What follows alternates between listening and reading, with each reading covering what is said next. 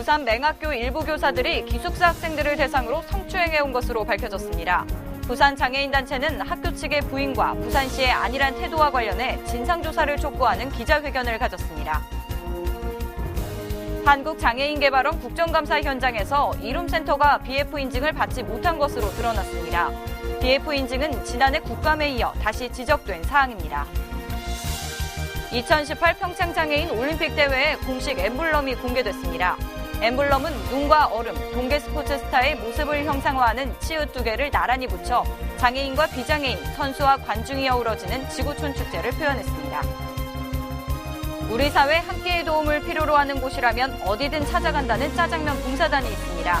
짜장면 한 그릇에 담긴 나눔의 마음, 에이피플에서 은혜짜장 봉사단을 만나봤습니다. 시청자 여러분 안녕하십니까? 복지TV 뉴스입니다. 부산의 한 특수학교에서 일부 교사들이 그동안 학생들을 대상으로 성추행을 저지른 것으로 드러나 충격을 주고 있습니다. 이에 장애계 단체들은 정확한 진상조사와 대책 마련을 촉구하고 나섰습니다. 저 소식 최영아 기자의 보도입니다. 부산 맹학교에서 일부 교사들이 교내 기숙사 학생들을 대상으로 성추행을 일삼은 사실이 알려져 충격을 주고 있습니다. 사건이 처음 드러난 것은 지난해부터였지만 올해 7월 한 교사가 진정을 접수하자 뒤늦게 경찰 수사가 진행됐습니다. 또 교사와 학교 측은 수업 특성상 가벼운 신체 접촉이었으며 학교에서 갈등을 빚던 동료 교사가 음해하기 위해 꾸민 조작극이라고 맞섰습니다. 부산시 교육청은 문제가 더욱 불거지자 진정이 이루어진 지 3개월이 지나서야 교사 단 한 명에게만 직위해제 조치를 내려 사건 은폐와 축소라는 지적을 받고 있습니다. 이에 부산장애인차별철폐연대를 비롯한 시민단체 8곳은 대책위원회를 꾸리고 지난 28일 기자회견을 통해 정확한 진상조사와 그에 따른 처벌 등 대책 마련을 촉구했습니다. 부산 맹학교 성추행 사건 대책위를 구성, 해당 교사의 성폭력 행위에 대한 사후 처리를 지속적으로 지켜볼 것이며 민형사상 책임을 물어서 반드시 물어 우리 아이들, 특히 장애 학생들의 교육권을 되찾아주고 대책위는 부산시 교육감과의 면담에서 정확한 진상조사와 강력한 징계로 2차, 3차 피해를 막고 앞으로의 조사 과정에 대책위 당사자의 참여를 요구했습니다. 감사단에서 의견을 모아가지고 추가적으로 누군가를 더 만나야 될 때는 그래서 하시라 이 감사단에 국한되지 말고 또 다른 사람을 만나봐야 되는 문제까지를. 성폭력 대책위원회는 지금 구성이 되어 있고요. 구성원은 꼭 우리가 들어갈 수 있도록 계속 노력하고 지금 만약에 그렇게 되지 않을 경우에는 제2차, 제3차 지금 내용을 쭉 밝히면서 지금 압박할 계획이 있습니다. 아이들의 권익을 최대한 지켜줘야 할 의무가 있는 특수학교 교사의 성추행 사건인 만큼 엄격한 잣대로 처벌받아야 마땅할 것입니다. 복지TV 뉴스 최영아입니다. 국회 보건복지위 국감장에서는 이룸센터의 장애물 없는 생활환경, 이른바 BF 인증 지원이 도마에 올랐습니다. 왜 아직까지 인증을 받지 못했는지 대책 마련에 관한 의원들의 공세가 계속됐습니다. 정두리 기자입니다. 지난 28일 한국장애인개발원에 대한 국정감사가 진행된 가운데 장애인개발원이 관리하는 이룸센터가 여전히 장애물 없는 생활환경 BF 인증을 획득하지 못했다는 지적을 받았습니다. 이룸센터는 장애계를 중심으로 안정된 시설을 확보해 관련 프로그램 추진 및 교류의 장을 마련하기 위해 지정된 건물입니다. 그러나 장애인개발원이 부여하는 BF 인증을 획득하지 못했고 최근에는 엘리베이터 대기 중 휠체어 간 충돌로 장애인 한 명이 뇌출혈 수술을 받는 사고가 발생하기도 해 질타가 이어졌습니다. 장애인개발원의 BF 인증 심사 결과를 보면 아주 지적사항이 41건이나 됩니다. 투명 유리물, 접근 이런 문제 관심이 없는 것 같아요. 연간 25,000명 이상의 장애인들이 이용하고 있는 그런 장애인 건물의 상징인데요. 그래서 이 지금 장애인 개발원에서 BF 인증을 하고 계신데 거기서 관리하시는 건물이 아직도 인증이 안 되는 게 굉장히 창피한 얘기거든요. 이와 관련해 장애인개발원은 기존 건물에 이룸센터가 지정되면서 편의시설을 확충하고 수정해 나가는 데 시간이 필요했다며 빠른 시일 내에 완료할 것이라고 밝혔습니다. 한편 장애인개발원은 한 해에 14억 원 가까운 연구 사업을 진행하면서 보고서가 완성되지 않은 채 연구가 종료되고 연구 보고서가 활용되지 못한 채 방치되는 등 지적이 제기돼 연구 사업의 철저한 사후 관리가 촉구됐습니다. 복지TV 뉴스 정두리입니다. 고령화 사회, 노인 일자리는 늘고 있지만 정작 급여 수준은 경제 성장률에 한참 밑도는 것으로 나타났습니다. 한국노인인력개발원과 한국보육진흥원의 국정감사가 열렸는데요. 현장에 박고은 아나운서가 다녀왔습니다. 노인 일자리 사업을 실시하고 있는 한국노인인력개발원. 이곳 사업에 참여하고 있는 노인의 한 달 급여는 20만 원. 2014년이 되면 최저임금 5,210원에도 못 미치는 수준에 이르는 노인이 8만 3천여 명입니다. 지난 29일 한국노인인력개발원 국정감사 현장에서 민현주 의원이 이와 같은 월 급여를 지적하자 박용주 한국노인인력개발원장은 월 20만 원에 맞추기 위해 근무 시간을 단축하겠다고 말했습니다. 거기에 맞게 이제 근로 시간도 조금 이제 횟수를 한 번씩 줄인다든지 일회에 하던 시간을 4시간에서 3시간으로 줄인다든지 지금 일자리 수가 또 내년도에 5만 개로 늘리다 보니까 여러 가지 예산의 어떤 우선순위라든지 이런 거에 의해서 그 인건비 자체는 못 올리게 된 그런 상황입니다. 제가 생계형으로 취업하고 계신 분들에 대해서 일자리 질에 대해서 전혀 고려를 안 하고 최저임금도 잘 지키지 못할 것이라는 걸 알고 계심에도 불구하고 추가적인 노력이나 어떤 제도 개선에 대한 노력이 없지 않는가라는 점입니다. 또 신경림 의원은 노인 일자리를 개발하고 보급하는 노인인력개발원에서 근무하는 노인은 고작 3명이라며 노인 인력 확대를 위해 일하는 기관이 모범이 되지 못하고 있다고 말했습니다. 또 함께 진행된 한국보육진흥원 국정감사에서도 일반 보육시설의 장애아동도 함께 다니고 있지만 장애에 대해 정확한 지식이 있는 교사가 없는 현실을 지적했습니다. 장애아 발달을 위해서는 일반 보육시설에서도 장애 영유아에 대한 이해와 지식을 지닌 보육교사가 있어야 된다고 생각하는데 어떻게 생각하세요? 이재인 한국보육진흥원장은 보육교사에 대한 보수 교육을 할 때 장애와 관련한 특수교육을 강화할 것을 약속했으며 진흥원과 지자체가 함께 해결해 나가겠다고 말했습니다. 이 밖에도 진흥원의 어린이집 평가인증 사업의 허술함, 진흥원 홈페이지에 신뢰할 수 없는 발달장애 아동 검사 프로그램 등이 지적됐습니다. 복지TV 뉴스 박고은입니다. 2018 평창 장애인 동계올림픽 대회 공식 엠블럼이 대중의 첫 선을 보였습니다. 간결하면서도 한국의 전통을 잘 표현했다는 평가가 나오는 가운데 조직위는 차질 없이 대회 준비에 임하겠다고 전했습니다. 정유림 기자가 보도합니다. 무대가 열리자 2018 평창 장애인 동계올림픽의 얼굴인 공식 엠블럼이 모습을 드러냅니다. 이날 공개된 엠블럼은 한글의 자음 치읓과 우리나라 전통색을 넣어 한국 고유의 멋을 살리는 데 주력했으며 두 개의 치읓을 나란히 붙여 장애인과 비장애인, 나아가 세계인이 함께하는 세상을 표현했습니다.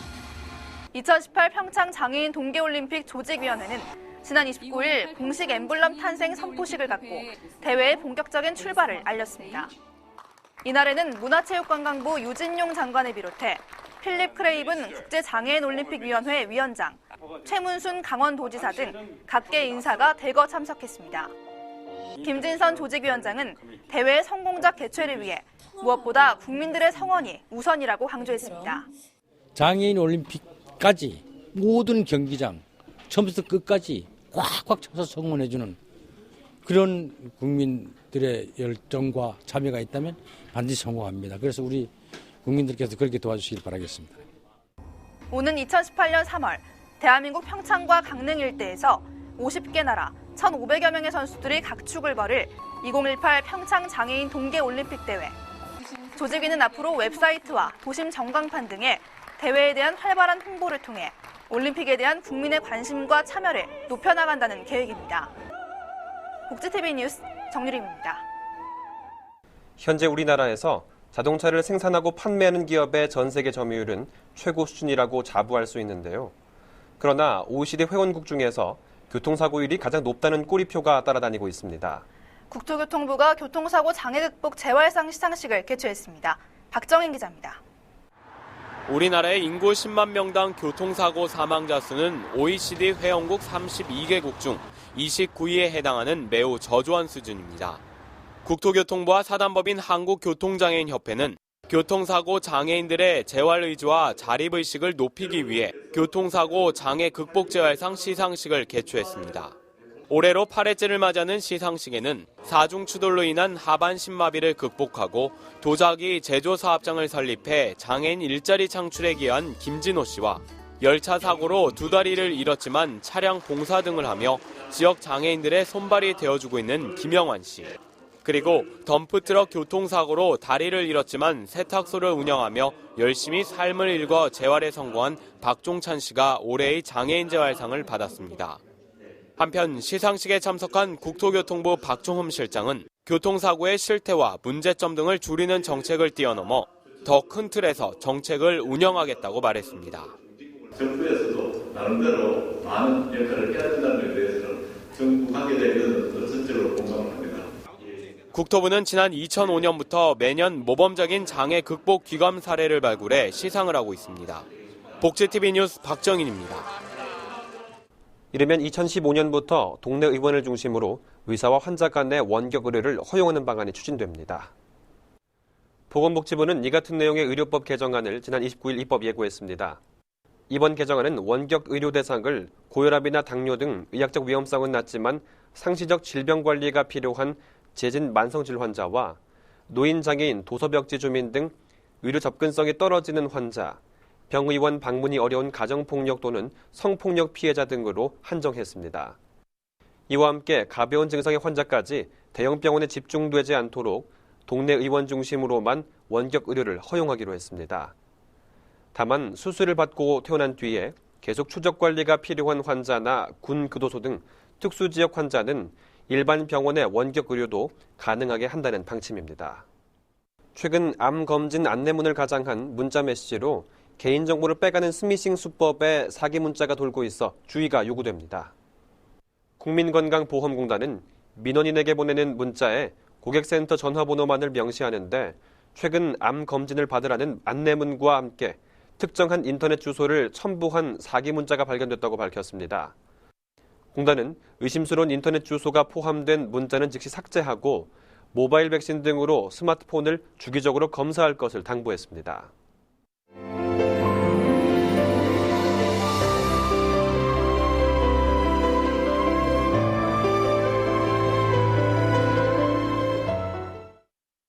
파란 가을 하늘, 울긋불긋한 단풍이 가을의 정취를 느끼게 하는 경기도 안양의 한 공원. 이곳에 고소한 향기를 전하는 봉사단이 나타났습니다. 바로 은혜짜장 봉사단. 이날은 한 사회복지기관의 행사가 있는 날인데요. 봉사단은 장애아동과 이들을 위해 수고하고 있는 사회복지사들을 위해 200인분의 무료 짜장면 점심 식사를 제공했습니다. 한 끼에 도움이 필요한 곳은 어디든 달려간다는 은혜짜장 봉사단. 과연 무엇을 하는 곳일까요? 저는 은혜짜장 선교 봉사단 김중교 전도사입니다. 장애우 시설, 복지시설, 저소득촌, 고아원, 양로원, 소년원, 군부대 정말 짜장면을 먹고 싶은 곳에 전화 주시면 저희들은 한 걸음에 달려가가지고 정말 사랑 전하고 함께 그 맛있는 짜장면을 대접해 주는 선교 단체입니다. 정말 먹음직스러워 보이는 짜장면.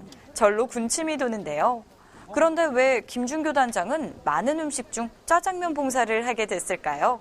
제가 학교 다니면서 신학교를 다니면서 아르바이트를 하게 됐습니다. 그러면서 이 짜장면 하는 그 거래처에 물건을 납품을 하고 배송을 하다 보니까는 이 짜장면을 갖다가 내가 이 다음에 정말 어려운 곳에 만들어줄 수 있는 그걸 해주면 나 좋겠다. 그때 어려운 이들을 돕기 위해 봉사하는 마음을 전하고자 시작한 일.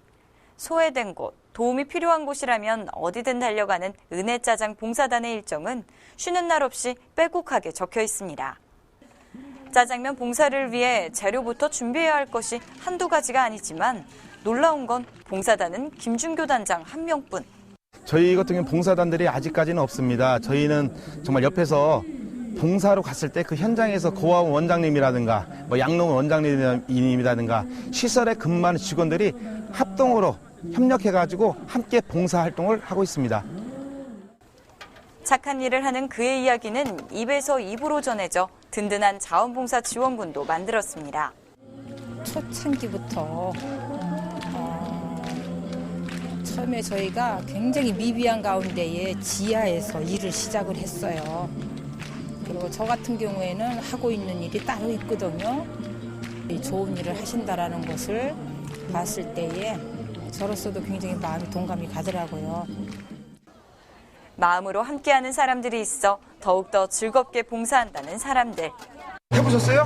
아니요, 처음이에요? 잘 몰라요. 처음인데 이렇게 잘하시네. 누가 보면 거짓말인 줄 알지? 처음 경험하는 일인데요. 되게 재밌었고요. 그리고 이렇게 봉사한다는 거가 마음으로부터 이렇게 우러나서 하는 거면은 정말 값지고 또 뜻 있는 일이잖아요.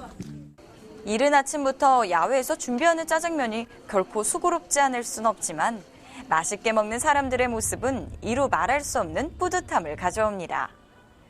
자신이 가진 것에 만족하며 더 많은 이들에게 짜장면을 대접할 것이라는 김준교 단장. 전국을 다니면서 소외된 이웃에게 짜장면을 통해 가지고 좀 사랑도 실천하고 나눔도 실천하고 이웃과 함께 할 수 있는 그런 은혜 짜장 선교 봉사원이 될 수 있도록 늘 함께 하겠습니다. 깊어가는 가을날 허기진 배를 채우는 짜장면 한 그릇. 맛과 영양은 물론 정성과 사랑이 가득 담긴 짜장면 한 그릇은 마음까지 넉넉해지는 맛인데요. 따뜻한 한 끼 식사를 기다리는 곳이라면 어디든 찾아간다는 은혜 짜장 선교 봉사단. 이들의 봉사의 발걸음이 더 많은 이웃을 찾을 수 있길 응원합니다.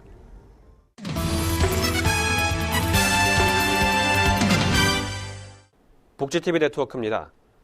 나눔의 미덕을 남긴 조선의 거상 김만덕 선생. 그를 기리고자 제주에서는 만덕상을 제정해 해마다 시상하고 있는데요. 올해의 만덕 수상자 기부식이 열렸습니다. 제주방송 권대정 기자입니다. 2013 만덕상 수상자 쌀 450호를 기부하는 기부식이 지난 10월 28일 제주특별자치도청에서 열렸습니다. 이날 제주도청 현관 앞에서 제주 지역 각 시설 14개소에 쌀 10kg 450호를 사회복지 공동모금회에 전달했습니다. 기부식에는 제주특별자치도지사를 비롯해 김순두 사회복지 공동모금회장, 송경애 2013 만덕상 수상자인 SMCNC, 사회복지시설장 14명이 참석했습니다. 우리 도내 14개 시설에다가 이제 나눠줌으로써 그 김만덕상 수상의 기쁨을 도민들과 하고 같이 나누려고 하는 상이 되겠습니다. 특히 2013년 경제부문 만덕상은 송경애 씨가 수상했습니다. 송경애 씨는 지난 2011년 포버스지 기부영웅 48인에 선정되었고 사회복지 공동모금회 아너소사이어티 여성 최고 CEO 회원으로 활동하고 있습니다.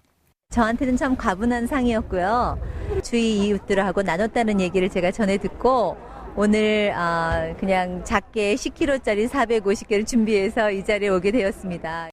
제주에서는 은혜라 칭하는 김만덕의 나눔 정신이 어려운 이웃들에게 삶의 힘이 되고 있습니다. 복지TV 제주방송 권대정입니다. 경주의 가을 단풍이 절정에 이르러 전국에서 몰려든 많은 관광객들로 크게 붐비고 있습니다. 포항방송 한종근 기자가 전해드립니다. 천년 고도 경주 시가지와 고찰마다 단풍이 쉽게 물들어 가을 정취를 만끽하기 위해 전국에서 찾아온 관광객들이 발디딜 틈이 없습니다. 세계문화유산인 불국사의 단풍은 전국의 사진작가들에게는 아름답기로 널리 알려져 있습니다. 경주는 볼거리가 많은데 그중에서도 불국사가 가장 멋진 걸 알았었는데 여기 오니까 실제로 오니까 더 멋진 것 같아요. 어디선가 경여왕이 나타나 노란빛, 붉은빛 갖가지 색깔로 옷을 갈아입은 단풍나무 아래 신하들과 수로에 술잔을 띄우며 풍류를 즐길 것 같은 보석정. 덕수궁 돌담길을 연상시키는 천마총 뒤 돌담길은 은은한 음악과 함께 가족 여인들이 즐겨 찾는 단풍길로 소문이 나 있습니다. 이렇듯 경주는 찬란한 문화유산과 함께 즐길 수 있는 가을 단풍 코스로는 최고로 꼽아도 손색이 없을 정도입니다. 복지TV 뉴스 한정훈입니다. 경북 안동에서 관내 어르신들의 건강과 만수무강을 기원하는 위안잔치가 개최됐습니다. 올해로 14회째 맞이하는 근본 행사는 안동 태화동 어르신 500여 명을 초청해 풍물단과 민요 공연, 색소폰 연주 등 다양한 공연이 펼쳐졌습니다. 한편 개회식에서는 최고령자 어르신들에게 구절 산후용장 지팡이를 전수했으며 노인회 발전을 위해 노력한 개인에게 감사패가 수여됐습니다. 전남 여수 쌍봉 종합사회복지관이 150여 명의 마을 주민을 초청해 잔치를 가졌습니다. 이날 복지관은 소외계층과 노약자를 위해 알코올 중독 검사와 점심 식사, 장기자랑 등을 제공했으며 이동 푸드마켓을 열어 후원받은 생필품을 나눠주는 시간을 가졌습니다. 복지관 관계자는 이러한 행사를 앞으로 지속적으로 확대해 소외계층과 장애인 등에게 생활의 활력이 될 수 있기를 기대한다고 밝혔습니다. 일부 사회복지시설의 안전상 위험이 감지돼 보수와 정밀 안전진단이 필요한 것으로 드러났습니다. 이용자를 위한 양질의 서비스 제공에도 힘써야겠지만 시설의 안전을 확보하는 방안에 대해서도 관심을 가져야겠습니다. 이상으로 복지TV 뉴스를 모두 마칩니다. 시청해주셔서 고맙습니다.